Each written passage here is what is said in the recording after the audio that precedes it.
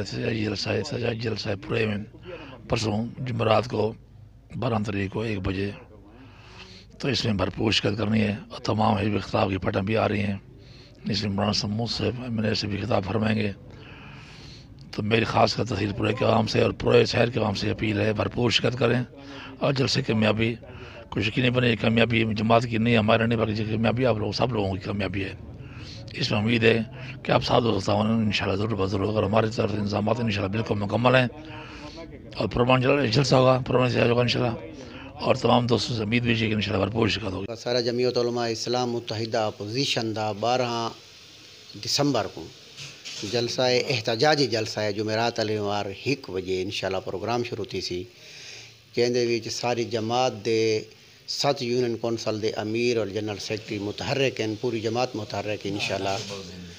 इलाका मुअज़्ज़िज़ीन जितने भी सारे इलाके दे लोग हैं इंशाल्लाह वो सारे बड़ा तावन करते पैन इंशाल्लाह सारा जलसा कामयाब जलसा थी सी।